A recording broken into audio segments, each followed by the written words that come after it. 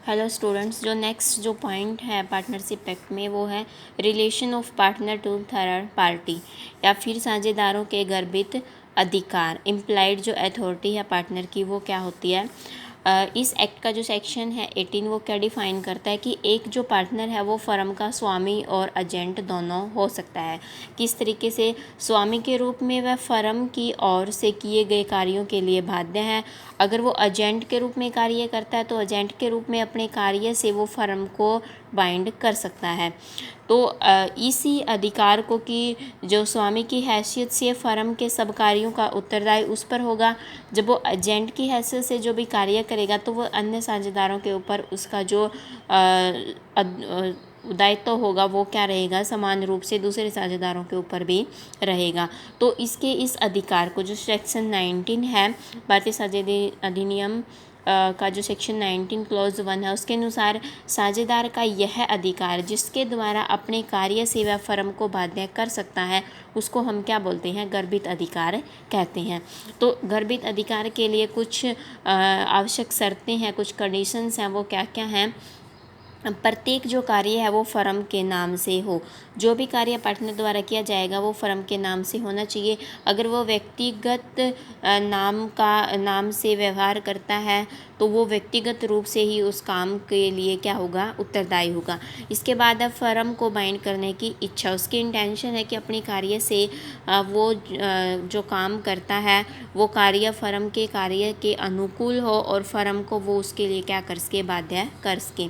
सीमा के अंतर्गत कार्य, जो एक पार्टनर की लिमिट होती है कि जो कार्य किया जाए साझेदारों के अधिकार की सीमा के अंतर्गत होना चाहिए। इसके बाद जो भी कार्य किया जाए उसे प्रकट होना चाहिए कि कार्य अन्य साझेदारों के एजेंट के रूप में किया गया है।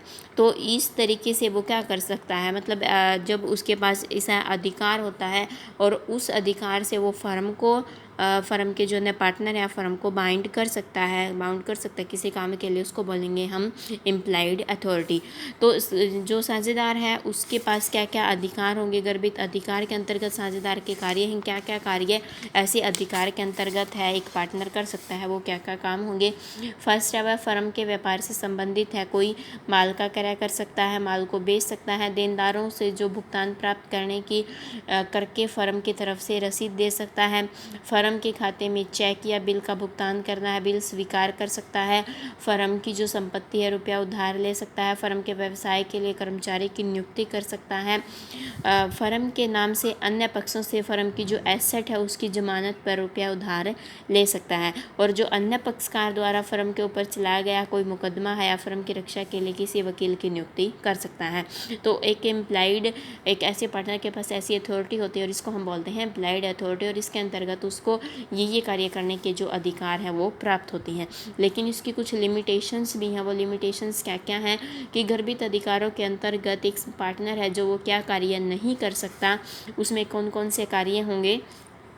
फर्स्ट, एजेंट की नियुक्ति नहीं कर सकता, किसी अन्य के साथ फर्म के एजेंट के रूप में साझेदारी नहीं कर सकता, वह अपने अधिकार को किसी अन्य व्यक्ति के पक्ष में ट्रांसफ़र नहीं कर सकता, उसको जो राइट है उसको ट्रांसफ़र नहीं करेगा।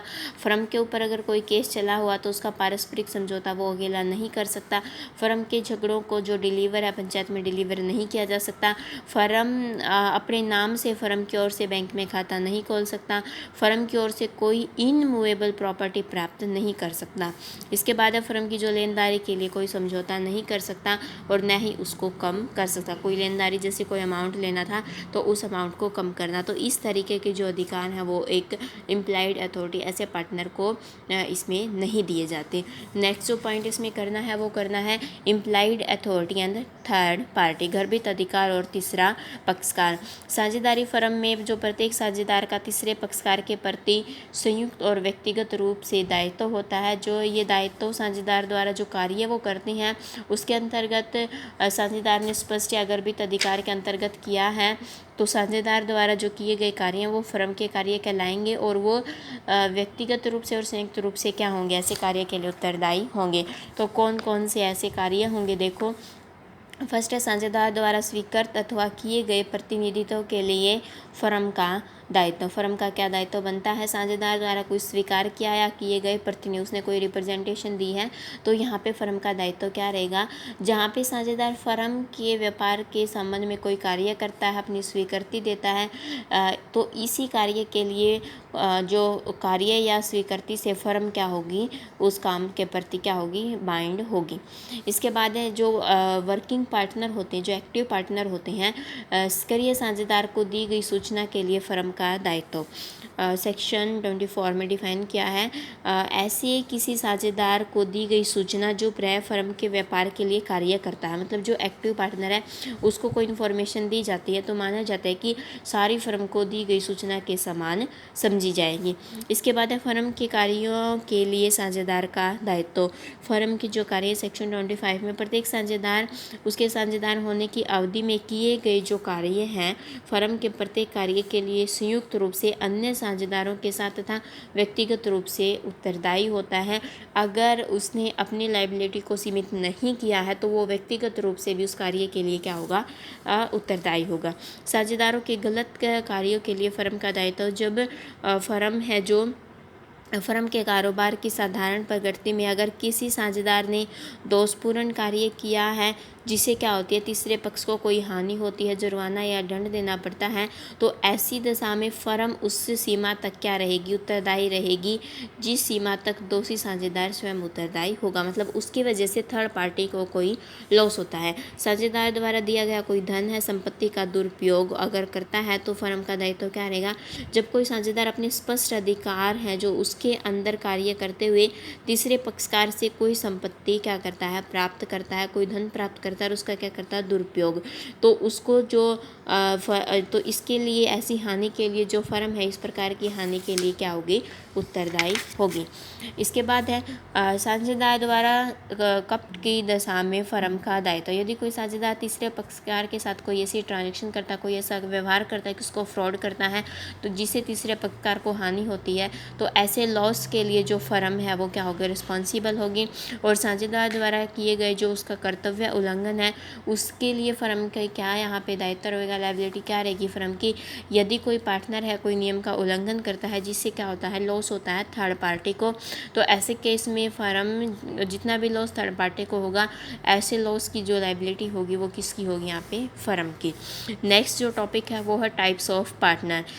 जो इंडियन पार्टनरशिप एक्ट 1932 है उसके अकॉर्डिंग साझेदारों के अधिकार समान है, दायित्व भी समान है, लेकिन यहाँ पे अलग अलग टाइप्स के जो इनको डिवाइड किया हुआ है पार्टनर्स को, योग्यता, अनुभव या साधनों के अनुरूप उनके अधिकार हैं, कर्तव्य हैं या दायित्व हैं, उसको अलग अलग डिवाइड किया गया है। तो ऐसे डिवीज़न की वजह से तो किन किन कैटेगरी में पार्टनर को डिवाइड किया गया है। फर्स्ट है एक्टिव या जर्नल पार्टनर, जिसको हम क्या बोलते हैं, ऐसे पार्टनर जो फर्म के जो कार्य संचालन है उसमें सक्रिय रूप से भाग लेते हैं, उसको हम क्या बोलते हैं, सक्रिय या फिर वर्किंग पार्टनर हम उसको कहेंगे। नेक्स्ट है इनएक्टिव स्लीपिंग या डोरमेंट पार्टनर, निष्क्रिय। ऐसे पार्टनर जो फर्म के संचालन में भाग नहीं लेते, तो वो सिर्फ अन्य साझेदारों की तरह कैपिटल इन्वेस्ट करते हैं, जो शेयरिंग करते हैं प्रॉफिट या जो लॉस होगा फर्म को उसके अंदर बहुत ही कोई इम्पोर्टेंट अगर कोई मैटर होता है उसमें राय देते हैं, जो डेली रूटीन के कार्य होते हैं उसके संचालन में कोई भाग नहीं लेते, तो ऐसे पार्टनर को हम क्या बोलते हैं, इनएक्टिव पार्टनर। नेक्स्ट है नॉमिनल पार्टनर, वास्तव में फर्म का साझेदार नहीं होता लेकिन सिर्फ फर्म को क्या देता है, अपना नाम देता है, और फर्म क्या करती है, फर्म उसकी जो गुडविल है उसका लाभ उठाती है। साझेदार का कोई अधिकार नहीं होता लेकिन किसी बाहरी व्यक्ति के लिए अन्य साझेदारों की तरह वो क्या होता है, उत्तरदायी होता है। फर्म के लाभ या हानि में उसका हिस्सा नहीं होता, उसको हम क्या बोलते हैं, नॉमिनल पार्टनर, नाम मात्र साझेदार। इसके बाद है सीमित साझेदार। सीमित साझेदार कौन व्यक्ति होता है, जिसका दायित्व है उसके द्वारा जो पूंजी लगाई गई व्यवसाय में वहाँ तक उसने अपने आप को लिमिटेड कर लिया है। अगर फर्म को किसी प्रकार की हानि होगी तो पूंजी तक ही क्या रहेगा, उसकी पूंजी तक ही उसकी लायबिलिटी होगी, पर्सनली रूप से वो लायबल नहीं होता। फर्म का जो मैनेजमेंट का कार्य, जो रूटीन का कार्य, उसमें भाग लेने का अधिकार भी नहीं होगा उसका। फर्म के हिसाब किताब की जाँच कर सकता है और फर्म से वो प्रॉफिट प्राप्त करने का अधिकारी होगा, उसको क्या बोलेंगे, लिमिटेड पार्टनर। नेक्स्ट है प्रॉफिट, जो है पार्टनर है इन प्रॉफिट ओनली, केवल लाभ के लिए साझेदार। वे साझेदार जो अन्य कार्यों की सहमति से फर्म में अपनी पूंजी लगाते हैं और केवल लाभों में शामिल होते हैं, हानि में नहीं होते, तो उसको क्या बोलते हैं? केवल लाभ के लिए साझेदार। तो ऐसे साझेदारों को फर्म का जो मैनेजमेंट और ऑपरेटिंग का कार्य है उसमें भाग लेने का अधिकार नहीं होता, लेकिन अन्य साझेदारों की तरह वो थर्ड पार्टी के लिए क्या रहते हैं? रिस्पॉन्सिबल रहते हैं।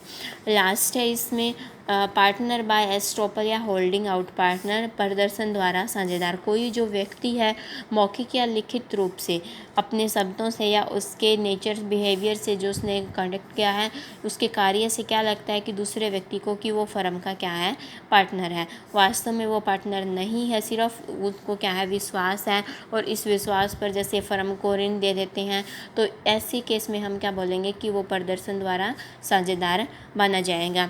इसके लिए दो एसेंशियल्स जो कंडीशंस हैं वो यहाँ पे क्या है कि प्रतिनिधित्व होना चाहिए। ऐसे साझेदार ने मौखिक या लिखित रूप से अपने जो बिहेवियर है उसके द्वारा साझेदार बताया हो, दूसरे को जानबूझकर ऐसा करने की अनुमति दी हो, या फिर दूसरे द्वारा इस प्रतिनिधित्व के आधार पर काम किया जाना चाहिए। यह भी आवश्यक है जो अन्य पक्ष हैं उनके द्वारा साझेदार के इस प्रतिनिधित्व के आधार पर जो उसने रिप्रेजेंटेशन दी है अपने आप को, उसके ऊपर फर्म को रुपया उधार दिया होना चाहिए। तो ऐसे केस में हम क्या बोलेंगे? जो पार्टनर है वो क्या रहेगा? प्रदर्शन द्वारा पार्टनर।